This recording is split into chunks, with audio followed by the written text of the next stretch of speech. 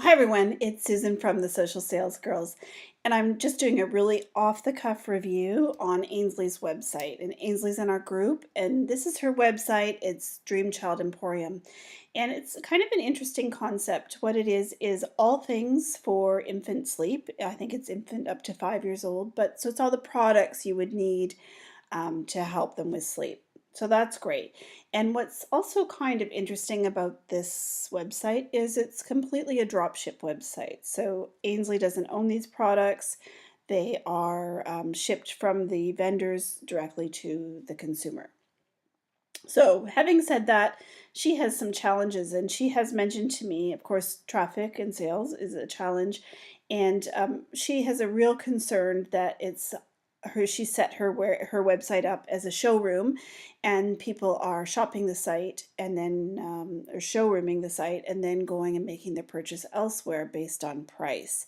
And I think that's a very valid concern. And here's what I think you should do about it. First of all, there's a slider here that will say, and see if we can find, there it is, that it's a multi-vendor one-stop shop. Now that's also in your About Us. And frankly, here's the thing. Multi-vendor says to me that it's a dropship site, but I'm probably a little more informed than your average customer. So they either don't really understand what it is, or they think it's a dropship site. And I don't think that you really, it's not that you want to be dishonest. I think when they get further down the purchase, you tell them where it's coming from and when they can expect it, like on their confirmation page. But I don't think that you advertise it. So I would get that off. I would not call it a multi-vendor one stop. It's here, it's in your About Us. And the other place that it is, let's go here, it's also in your product descriptions. And I understand that you may have that right here, see Sleep Tight Babies. You may have that in your agreement with your vendors. And if that's the case, I would take this, I would change the word vendor to brand, and I would put it at the bottom of the description rather than right where people are thinking about buying it. Um, I would absolutely do that. And as far as changing who you are, I would say something like you are Australia's only curated collection of all things, all products you'll need to enhance baby sleep or whatever. You can think of something like that, but I think curated, handpicked, anything that sounds special and like it's a hands-on thing is far better for you than multi-vendor.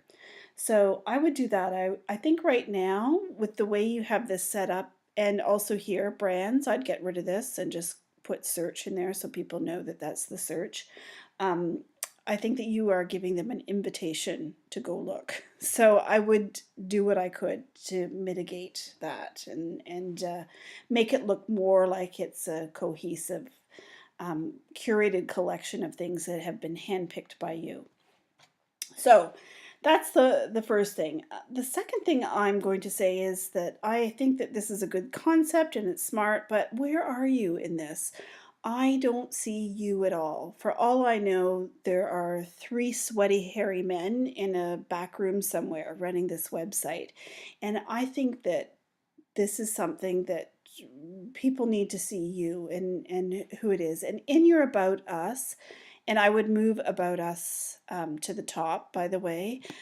You say a little bit about yourself, but here's the thing that is shocking to me and to everyone else. I've known you for a while on the internet, and it just occurred to me by something you said about some shifts you were working that you might be a nurse. And so, oh my goodness, I asked you and was completely shocked. Not only are you a nurse, but you're either in the NICU or it's something that you're working with babies every day. So that is like, oh my goodness. We not only do we need to see you on your About Us page and maybe even on one of those sliders, but we need to see what you do because that's your profession and it's going to take your credibility with everything that you do through the roof. So I would suggest that I know I hate plastering my face on my website too, but I think that when you don't have a physical location, People need to see you, and you're looking to get credibility. You really need people to see you. So I think you should do that. And the other thing I think you should do is you should position yourself as a bit of an expert. So these products are great because they are for users, people who use it, but they're also for choosers, people who choose gifts. So you have two audiences here, and so I would put a little category on here that are Ainsley's top picks or something like that, and definitely put a starter package together of things that put it together for $79 or $89 or something like that that people could buy as a one-off and give as a gift. I think that that's something that would do well for you. So the third thing, and I hope that this is going to help lots of people, not just you, is this is a perfect example of a business where you would have done really well to build the audience before you launch the store. And I've mentioned this to you, I think, once before, but this is such a good topic for a closed Facebook group.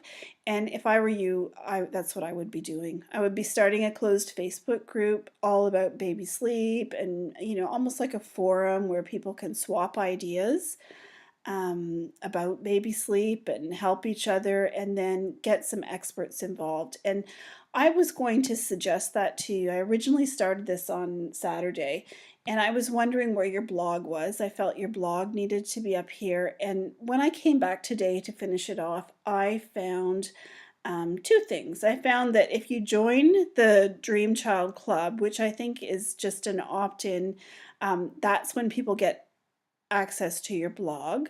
And I think that you are too early in the game to gate that content. I would get it up here. It's great for SEO too, because when people start Googling their problems, if it's in the blog, they'll see it. But I found this online sleep directory today only.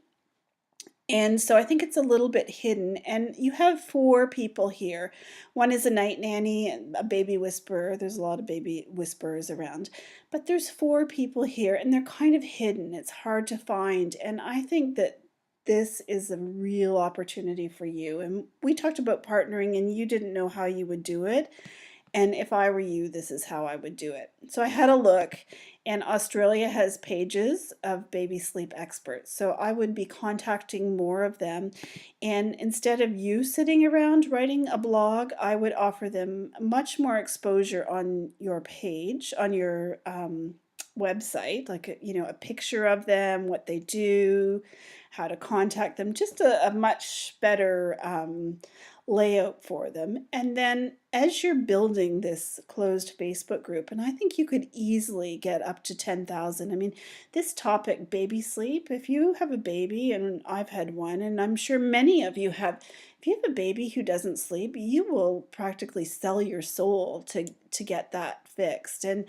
And so I think that people will want to join your group. I don't think you're going to have much trouble getting that groups up and started. And I would be offering these people an opportunity to participate in that forum with some question and answers. And obviously they're going to be able to promote their business and what they've got, and that's okay, because that's going to bring people to you. And of course, you're going to want sometimes for them to promote your products, to say, well, we found that the shusher really works, or whatever, whatever it is that you have.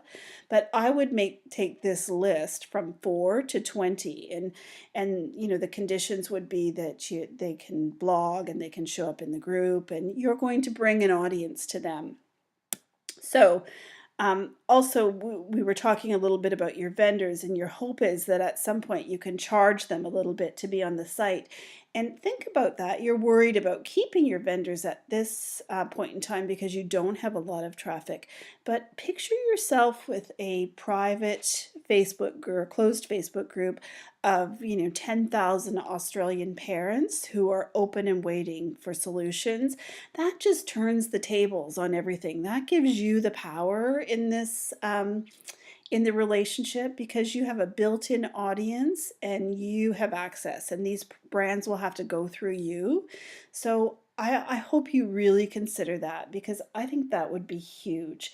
And then the other thing, you don't have any margin because these are not your products, so you're not buying at wholesale and selling at retail. And I know that you talked about that. And really, you don't really need to have specials. This group of people that I believe you should build, um, I think that these are the people that you partner with to get your giveaways. So I know you have a pop-up on your site because I've seen it, and I believe that it gives you this list of 5 baby sleep products that you will actually use. I'm not sure that that's enough, but I think the pop-up could be about your closed Facebook group. So that's one thing, but these list of experts, that's where I'd get them to pony up with some stuff. So you could have different things, like they could offer a 10-minute Skype consultation, or you could have one of them do like a 10-minute mini training video, or there's all sorts of things that you could do, but I think that you could get those people to help you with your opt-in, because what you're going to trade for them in return is an audience. And we're all in business are looking for an audience. So I think that that is something that I hope you will consider, because I think that's going to be a game changer for you. I think, I'm trying to think, there was one more thing I wanted to tell you. Oh, I guess the Facebook group. I think it will be a lot of work at first, but I don't think it will be a lot of work forever, because I think that some of these experts can help you with moderating the group, and you need to show up and be present once in a while. But you could even have live question and answers. There's so much that you can do. So have the night nannies give away, a gift certificate for a night. There's so many things you can do. Actually, that should be something you sell on your website too, is, grandma can buy an evening of the night nannies. So the other thing I did want to show you was advertising, and I think this might be helpful for more than just you.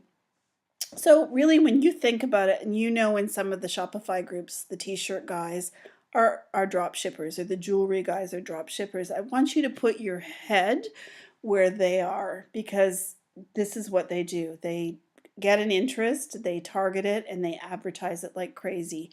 So I'm actually just in WeSqueak's ads manager, and I want to preface this with, I am not an expert on this, but I probably know enough to be dangerous, but you can find this information. So we're limiting our audience to Australia, and in the targeting, I've got 24 to 40. You might say all men and women. I've got just women. You're going to put English, all probably.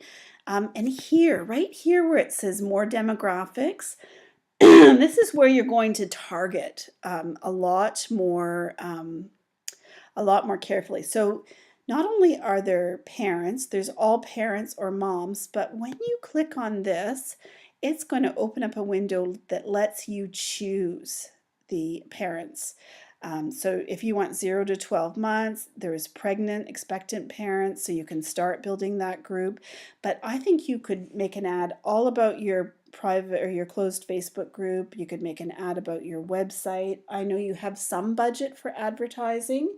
I know it's not huge, but I would test a whole pile of different things. Run one ad for each target, so I mean, some things would stay the same, and it would be the behaviors and the interests probably, but after that you could do other things. In interest, you could target the pages of some of your suppliers. That would be a good place to start, because the people who like those pages will be interested in sleep. The other thing is you can do behaviors, and what you're going to look for maybe is purchase behavior, and then you can look at kids products, or you can look at I don't even know what okay, so buyer profiles are the kinds of buyers. But get in here and look long and hard and see what it is that you can test. And honestly, at WeSqueak, I test a pile of stuff at just $2.50 a day. And then once I know that it's the right target, I might do the next ad at $5 a day. And if it's really good, I'll do it at $10 a day. but you could go ahead, name this. I generally name this what my target is because I don't like to have to click and find out all the time. But go ahead and try that. Get a couple of ads going. And I really, if you do the group, I would start by advertising that and targeting it really, really finely. I think that's all I have. That's a long one. I hope that it helps. For anyone who's watching this, please, if you think it will be helpful, join our group, the Social Sales Girls. Happy to help you. And good luck, Ainsley. I want to hear how this all pans out. We'll talk to you soon.